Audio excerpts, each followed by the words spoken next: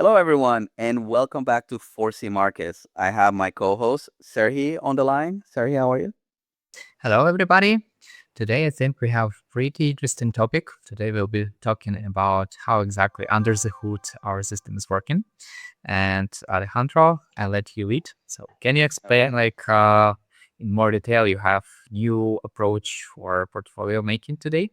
And can you please explain how exactly it's working and probably show us some back tests? All right, so I'm gonna try to hold my smiles because I know I'm all smiles today, given that we've got this working. So we've been working on developing this for a very long time, and so it all started with the notion that whenever you're looking at an investment, it always tries to move back to its daily moving average, but you have to try to quantify what the daily moving average is, right? So then I start to think of the notion that the daily moving averages could also be applied to your daily returns. What is the moving average of your return, and how often does that return try to go back to the center line? So after I had that information, and based on a lot of things that I learned through econometrics and looking at the market and through my own investments, some intuitions kicked in. And I utilized those intuitions along with the things that I learned at the university, as well as, the applied mathematic models that we've been using to create a six-dimensional system. So I'm gonna share my screen, and sorry, can you see my screen? Yes, I can see. Yeah. Okay. So this six-dimensional psychosocial economic measuring system has a name that we try to make it very intuitive. It is psychosocial because society determines what the prices are, right? We are basically, our willingness to pay for something is what determines how much something is going to be worth. And then when you have your earnings for any stock or any company, that's when you understand what people's willingness to pay for something is making it, whether or not this company has good revenues. But then how does this company spending these revenues, right? What is their overhead and so on and so forth? And I thought, well, it's quite difficult to calculate that. But what is not so difficult to calculate is the liquidity of a stock and the returns for that particular stock. That's pretty straightforward. You buy a stock for $1, sell it for $2, you just made $1, right? So when I was thinking about all of these notions and trying to bring all of this information together, I started to come up with the six-dimensional psychosocial economic system. In the stock market, there's this thing called the invisible hand of the market. And that invisible hand determines how different things in the market behave. So what I created was a system that would try to take all of these measurements into account to create a hexadecimal or a hexa square system, so a cube, that then has vectors that are being measured to provide coordinates of the most likely uh, coordinate within each wall. And then when those coordinates come together, they will try to tell you what is the position of the particle. In this case, the particle would represent the 5-day return, or the 5-day return is represented by a particle. So for anyone who knows anything about quantum mechanics, if you take a particle and you see how it behaves like a wave function until you measure it, and when you measure it, it collapses into a single particle. So if we take that same principle and we think about the returns, we know that the returns can go anywhere from very, very negative to very, very positive, right? And everything else in between. So that's essentially a wave. How do you measure then where that wave is going to collapse to? Well, if you measure the environment around it, you're going to get a pretty good predictor as to where this particular return is going to be. And that's what this is all about. That's how this works. So basically, as far as I understand, you are trying to estimate the hidden state of the market based on different types of observations, correct? Correct. We're taking all the information that is freely available, and then we are calculating how one stock is behaving in relation to another stock. So how does that work? If we were to look at this sphere here, and we think of the sphere as the sector that is holding this particular stock, as the sector moves, the stock is already part of the sector, right? So when the sector is doing something, the stock is either helping it do that something or is acting against it. So if you measure the stock and its behavior on a regular basis, and how the sector that the stock belongs to on a regular basis, and you take those differences, then you're able to predict what will happen next.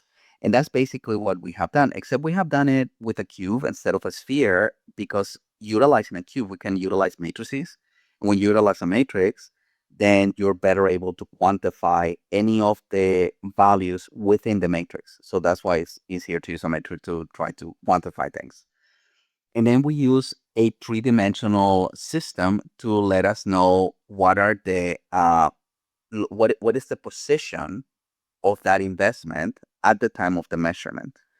And then based on that position and the differences between the stock and its benchmark sector, we are able to try to understand its vertical movement against the equator of the sector. So that's why we like to use a sphere, because the sphere allows us to have an equator and then we can measure it against an equator.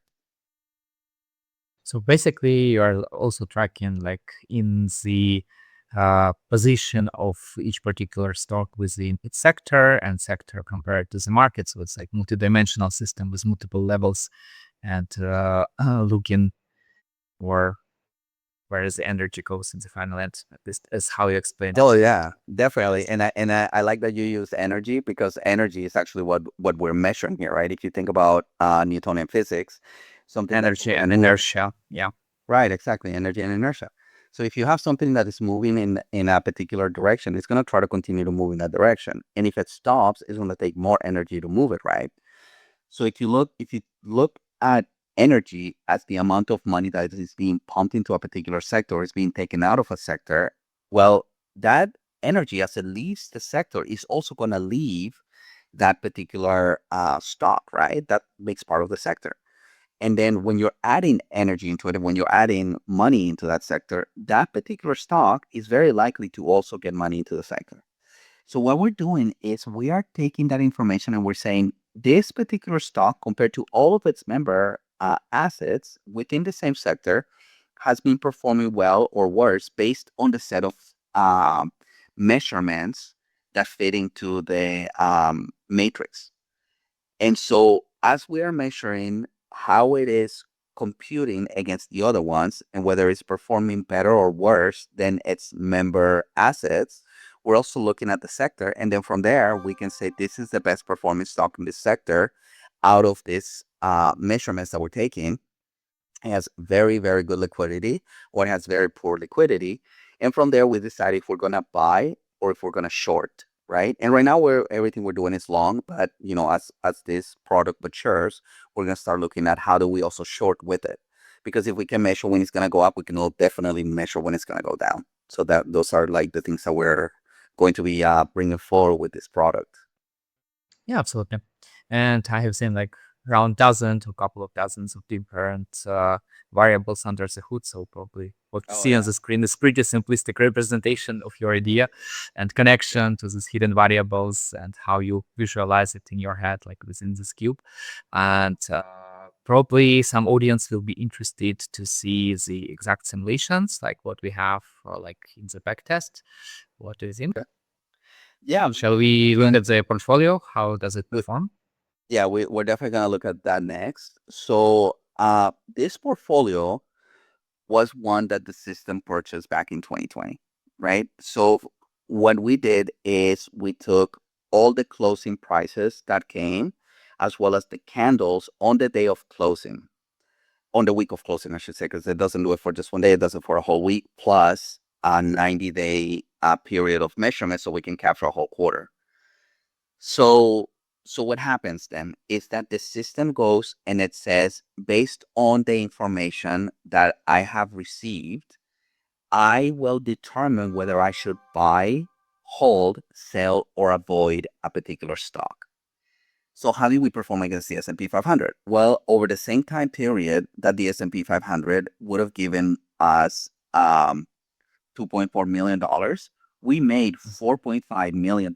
So we outperformed the S&P 500, right? So basically, we started with like 1 million, and our Correct. portfolio within like from 2020 to 2026 made like 4.5x Correct. increase, while the S&P grow only 2.4x, right? So Exactly. we almost doubled the S&P metrics. This is really good. Yeah, we almost doubled it. Fascinating result. I wouldn't say it's really good. It's like really fascinating. Thank you. Thank you. Yeah. And what's really interesting about this is that because we are able to measure when it's going up, we can also measure when it goes down, right? So that means that if we take a dual measurement of the system and we say, um, we're going to buy here and we're going to sell here, instead of saying we're going to sell here, we'll say we'll short here. And if we short, we're going to make money both on the growth and also on the decline, right? Because then we'll be making money on both ways. If we long the stock, when you long a stock, that means you own it. When you short it, that means someone else owns it and you're just borrowing it, right? So if you do it that We way, only long, right? At the moment, so we don't yeah, have to only short. So long, if right? we do shorts as well, so that will probably double this amount. We would also double, but right now the model is it is computing and setting risk based on longing, because when you short something, the risk is There's always another type of huge. risk. Right. There's a So much larger risk. So we'll need to take all those arrows into and consideration. currently, what we see there is like drawdown of the portfolio is 18%, while the SPY drawdown is like 24%. So basically, we are even less riskier than the SPY, right? Yeah, And for that's that, like I think a lot of audience that has this notion of balanced market in mind will probably ask, okay, like where does this alpha come from? Because you usually like leverage either more risk and more profits, less risk, less profits. But here it looks that we have less risk and more profits, which is like controversial. So where this alpha came from? Can you give a hint? yeah, yeah, yeah, of course. Okay, so uh, this is a polymorphic system, right? Multiple, morphic changes. Polymorphic just means that the system takes on different risk at different times. It doesn't just cap you at one risk. Instead of saying like we are going to cap you at a 5% risky asset or a 20% risk asset, we're saying as time progresses, we are going to modify the risk that you are allowed to take for any given asset. So in this case, for example, PWR, which is an industrials, um, we bought it in April 23rd and held it for 355 days. These were the shares that we purchased. This is the holding value for it. And this is what is unrealized. So we made $227,000. The unrealized return is 117. And we are telling it that because it's so good, we are going to allow it to drop even more. We're saying like the max drawdowns in this position is 18.4%. What does that We mean? already have done like 117, right? So we are Correct. already guaranteed profit.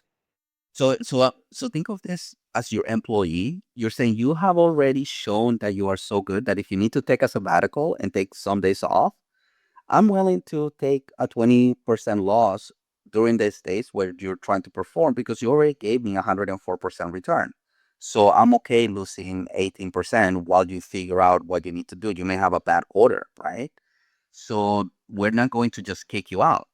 But then if you have assets that are just entry, like for example, this one is an entry, like an early winner and NRG. We bought this one on April 7th. In 6 days that we're holding it and made a 85% return, right? How did that happen? Well, we were measuring everything that was happening. And because of that, now this one that is an early winner is also allowed to have an 18% drawdown, right? Just because it was an early winner. The other ones are either developing or in between. Like they're But either basically, realistically, we have like 18% down, max down, but at the same time, unrealized return is 11.2. So basically, it's like less than 7%, 7.4%. correct. If I'm correct, right? Correct. Exactly. And we're just basically saying we're gonna give you a chance. You have shown that you have capability, and because you have capability, we're going to give you a chance to give you a drawdown. But like in this one, the max gaining a position is 66, so we're allowing it at 21% return. So what's the difference between PWR on this one? Maturity. We got this one um, on 2023, and then this one with that gave us 66% has a much higher return because we've only held it for 11 days and it's already given us 66%. So we're telling because you are like the rookie and you are like the rookie of the year, we're gonna give you a little bit more leeway, right? So everything is morphing as time progresses. So then we look at what are some of the trouble assets that we're holding. So the algorithm is able to go in and say, you're holding MCK, which is in healthcare, and it is near a dynamic stop. It is, you have a weak stop stage, you have position vulnerability, and you have volume participation stress, and you have daily fragility. What is each one of these means? Near dynamic stop means that this is a position that is been developing and it's close to the price stoppage where it's going to go out, right? So we're saying, okay, you're getting to a point where you're already at a peak and we don't see your 5-day return continuing to grow. So, we're starting to pay attention to you. Weak stop stage, that means that it's no longer progressing. So the first one is tying right to the second one. Position vulnerability. Well, these two items that we measured before have position vulnerability. That means that we might have to exit this one. Volume participation stress. That means that the volume that we're seeing in the market does not indicate that there's a lot of players in the market. It just indicates that there's a lot of big purchases but not a lot of purchases over long term. That means that there's maybe one person out there who's trying to pump and drop, right? So that's what volume participation stress gives us. And then daily fragility basically means that as we're measuring the candles, we're seeing that the close and open prices are very far from the low daily and the high daily prices. So that's why we have daily fragility, and that's why all of these things are happening. Same thing with Costco, right? This is a warehouse sale. It's basically giving us, position vulnerability and everything else that the other one has, plus hourly fragility, right? Hourly fragility is very important. This basically says that over the last week, when we're looking at the hourly rates and things that are happening hour by hour, there's fragility. That means that prices are like not really moving in a good direction. They're actually going in a negative direction. So this is in jeopardy of getting out of that portfolio, right? You're about to fire Costco. And then XLF, financials ETF. This is saying that, not so much stress because this covers the entire banking industry in the S&P 500 through an SPDR, which we have talked about before. And this is basically saying it has weak stoppage, it's got daily fragility, and volume participation stress. So what does this tell us about the risk and returns of the portfolio? So it says that we're holding about 100,000 in cash. We are invested otherwise. The win rate is 37%, right? That's an average win rate. The average trade return is 10%. The median trade return, this means that like because of everything that happens in the market, our median trade is actually negative, but that's okay. Because as long as your average return is positive, then it compensates for the median trade return. So this is just like numbers that you're looking at, right? So you want to make sure that you're continuing to stay positive. So then this tells you what is your realized profit and loss, your unrealized profit and loss, and then your gain from when you start. You gain 350%. You started with 1 million, so that's not taken into account. So your growth is 350% since 2020.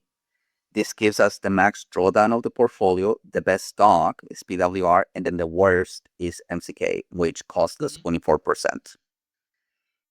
Now, overnight gap drawdown analysis. This is one of my favorite ones because you cannot know what's going to happen when the market closes. You can only observe it and you can't do much about it. So if you own something, like let's say you own 10,000 shares of Facebook or Meta, and then it goes from 500, or right now it's like close to 700, I think. So if it goes from the current price and it drops down to 600 overnight, when the market opens the next day, you're going to have lost about 1/6 of your equity on that asset, right? That is the overnight gap risk. So this is regardless of the like trailing stop loss, right? So it can Right. close even lower than it is. It could close lower. So what happens is that because of this overnight risk, I created an algorithm that tries to measure for it. So it says that the overnight gaps that we had over the 4 years were 199 gap exits.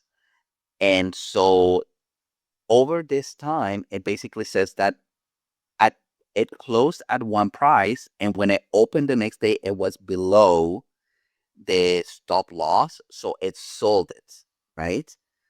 And then it returned. So our overnight gap loss is actually really impressive. It's only 3.74%. And the median of that is only -3, right? So that means that overnight, the stocks that we chose and all of the precautions that we took allow us to have a very, very low problem with this, even lower than our trail stop loss. And all of the stocks that we had chosen were the winners within their same sector, so they all recovered. So from the 199 stocks, uh, or then not stocks, because these were not different stocks. These were overnight risk, which means that over since 2020 until today, we saw 199 gap exits, and those total overnight gap loss cost 1.3 mil.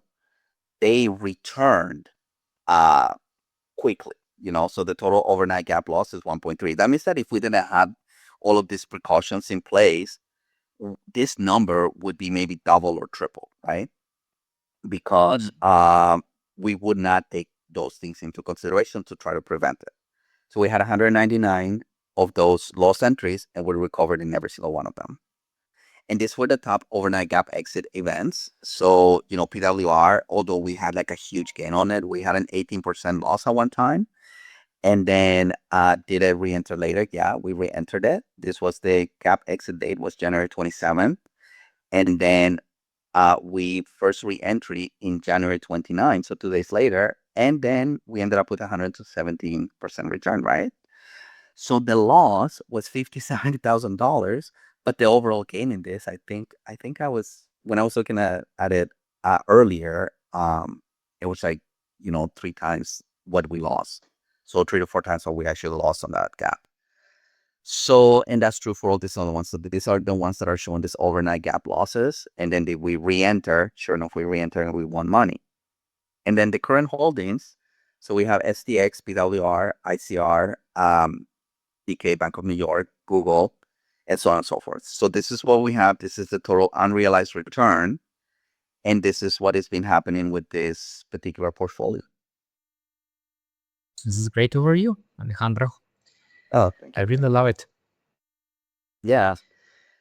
So now for the product that makes all of this happen. So what happens is that we run an algorithm that will provide the users with this particular page. And the users are going to be the brokers, unless the person wants to take on their own brokerage, then they will get this product themselves. But basically it says, I have analyzed your portfolio, and I'm going to show the portfolio that we are working on right now. This is in Alpaca.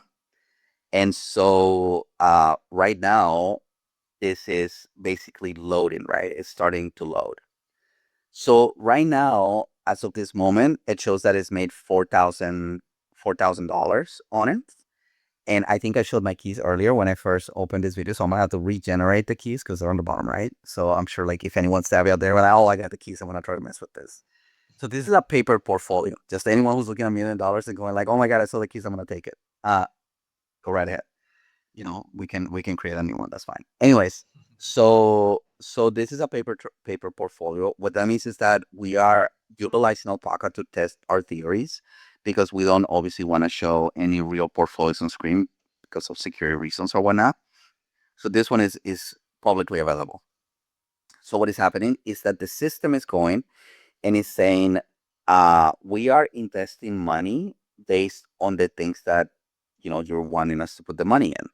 So far, since we opened this on Monday, we have invested about 380,000 of the 1 million available. And those 380,000 since Monday have made $4,300. Now the market hasn't opened yet. We're going to see what happens when market opens. There's going to be some volatility, and then the follow-up video will show what this portfolio has developed over the last week.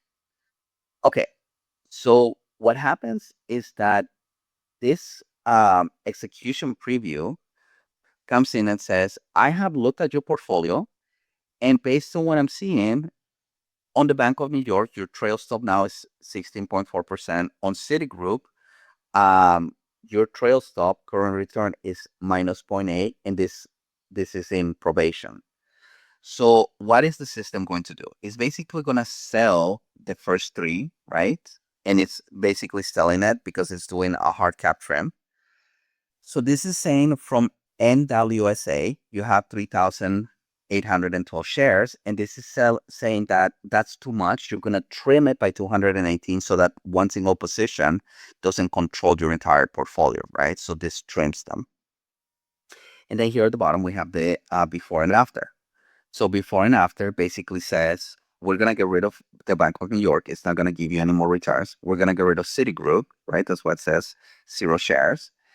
And we're going to keep DLR, Moderna, and NWS. And this is what the shares are going to look like after these positions are completed, right?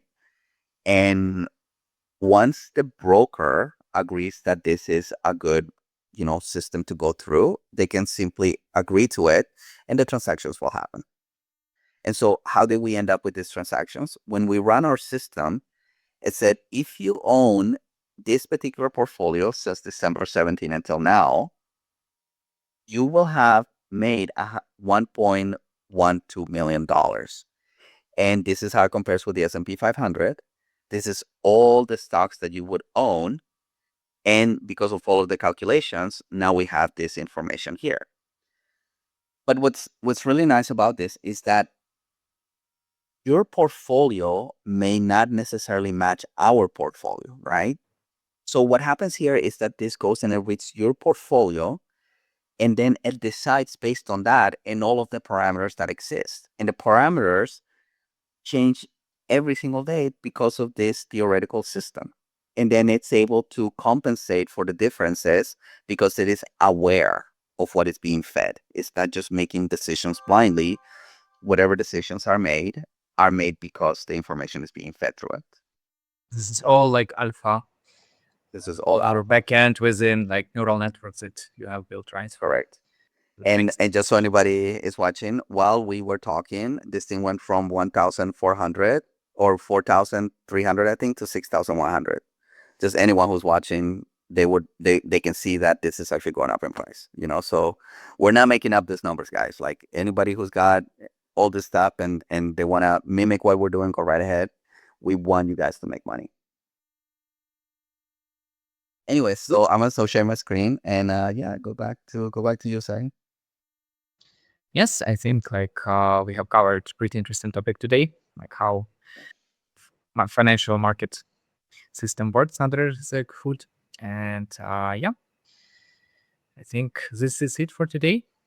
All right. So what we're gonna do then next is for the next episode, we're going to continue to follow this portfolio and then we're going to continue to give updates about how to subscribe and how to start to get access to these different systems that we're creating.